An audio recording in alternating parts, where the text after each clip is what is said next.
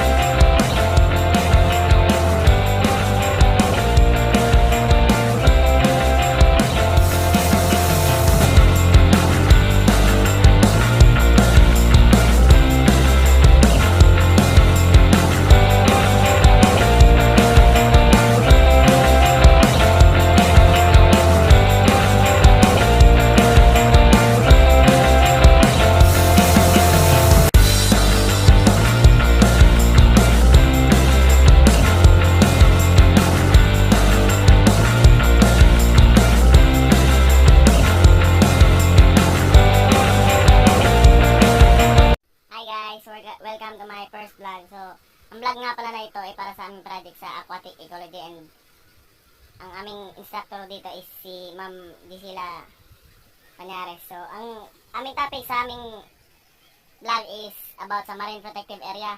Ang napili kong Marine Protective Area na malapit sa aming lugar is ang pispa ni Dr. Guido Lim. Yan o.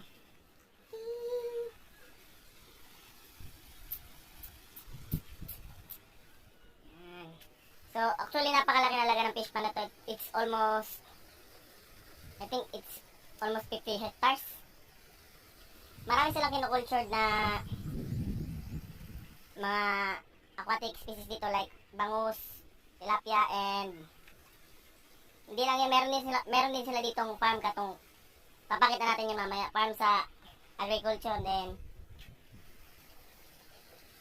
yan. Ano nga ba talaga, so ang topic namin dito is, ano nga ba ang kahalagahan na ang fish pan sa ating komunidad. So, mahalaga ito sa ating komunidad dahil ito yan, marami itong nabibigay na trabaho sa karapit na mga baryo nito, kagaya ng mga taong naninirahan malapit dito. Ito ay nagsisilbi nilang munting trabaho, kahit siguro alam ko medyo maliit lang ang sweldo nila, pero at least ito ang kanilang pangkabuhayan. So yun, napakahalaga nga talaga ito ng fish pan sa ating bansa siguro, no, kasi maraming nakasalalay na panganap buhay, lalo na sa mga probinsyang gaya natin dito. Then paano din, anong epekto ng isang aquatic species sa gantong environment? Since cultured siya, since cultured tong fish pan, control ng caretaker na fish pan, nag-aalaga na fish pan ang pagbubuhay sa mga isda dito. Ang ginagawa lang nila dito is nagpapalabas ng tubig. Depende sa kung kailan may dagat, saka proper feeding. The next is, ano ang epekto o kalahagahan ng environment ng isang isda dito sa kabuuan. So since it's cultured, diba kasi fish pan to, yan. Since cultured siya na pag-aalaga ng isda, siguro before mag-start and bago sila mag-cultured, sinisigurado muna nila na walang mga predators or parasites sila sa fish pan. So, nagde-drain muna sila, then nililinis nila yung buong fish pan, and then naglalagay sila ng feed or lason para ma-wash out lahat ng mga